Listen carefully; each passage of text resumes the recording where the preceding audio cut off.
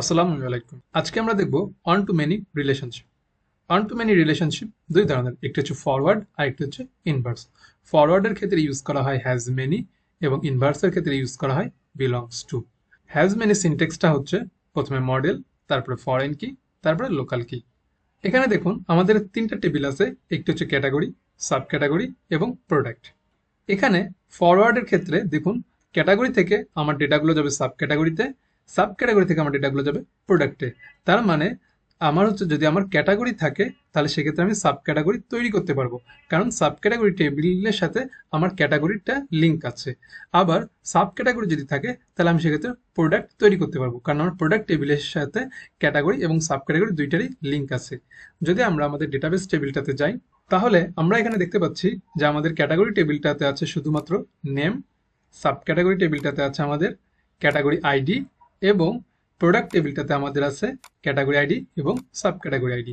তাহলে এক্ষেত্রে বোঝা যাচ্ছে যদি আমি কোনো একটা প্রোডাক্ট অ্যাড করতে চাই তাহলে সেক্ষেত্রে আমার সাব ক্যাটাগরি আইডি লাগবে এবং ক্যাটাগরি আইডি লাগবে। এই দুটা ডেটা না থাকলে আমি হচ্ছে প্রোডাক্ট তৈরি করতে পারবো না। আবার অনুরূপভাবে সাব ক্যাটাগরি টেবিলে যদি যাই তাহলে সেক্ষেত্রে আমার ক্যাটাগরি আইডিটা দরকার।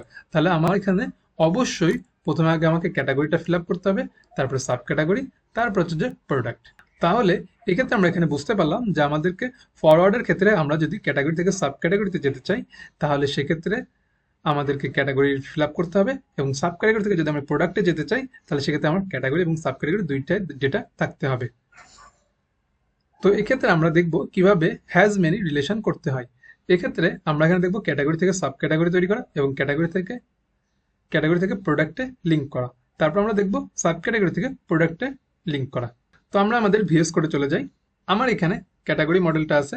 এখানে আমি হচ্ছে যে ক্যাটাগরি থেকে যদি সাব ক্যাটাগরি তৈরি করতে যাবো তাই আমি সেখানে একটা ফাংশন ডিক্লেয়ার করে নিলাম এবং এখানে আমি নাম লিখলাম সাব ক্যাটাগরিজ।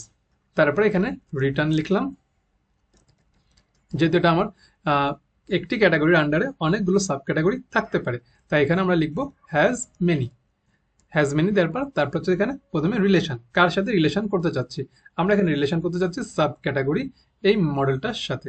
তাই আমি এখানে এই যে সাব ক্যাটাগরি এই মডেলটাতে কল করলাম, এই মডেলটা লিখলাম এবং এখানে আমি ক্লাস কথাটা লিখে দিলাম।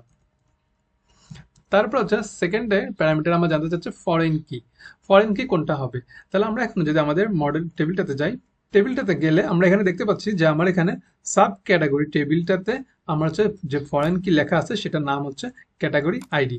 আমি এই ক্যাটাগরি আইডিটাকে কপি করে নিলাম, কপি করে নিয়ে আমি এখানে পেস্ট করে দিলাম, যেটা আমার ফরেন কি। তাহলে এটা যদি ফরেন কি হয় তাহলে আমার লোকাল কি কোনটা? লোকাল কি হচ্ছে আমার ক্যাটাগরি টেবিলের আইডি, এটা আমার লোকাল কি।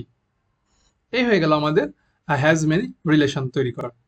ঠিক অনুরূপভাবে আমরা এবার প্রোডাক্টের সাথে রিলেশন করব। তাই আমি এখানে আরেকটা ফাংশন ডিক্লেয়ার করে নিচ্ছি এবং এটার নাম দিলাম প্রোডাক্টস। এটা রিটার্ন করবে হ্যাজ মেনি, কারণ একটি ক্যাটাগরির আন্ডারে অনেকগুলো প্রোডাক্টস থাকতে পারে। তাহলে এটা আমার তাহলে এটা আমার রিলেশন করবে প্রোডাক্ট টেবিলের সাথে। তাই আমি এখানে লিখলাম প্রোডাক্ট, তারপর এখানে দিলাম ক্লাস এবং প্রোডাক্ট টেবিলে আমরা এখানে দেখবো যে আমাদের এখানে ফরেন কি, প্রোডাক্ট টেবিলে আমাদের ফরেন কি কি নামে লেখা আছে। তা আমরা এখানে প্রোডাক্ট টেবিলে চলে যাই, যার পরে এখানে আমরা ফরেন কি দেখতে পাচ্ছি ক্যাটাগরি আইডি এই নামে লেখা আছে। তাহলে এটাকে আমরা কপি করে নিলাম, কপি করে নিয়ে এখানে পেস্ট করে দিলাম। আর আমার ক্যাটাগরি টেবিলের যে কলামটা আছে সেটার নাম হচ্ছে আইডি।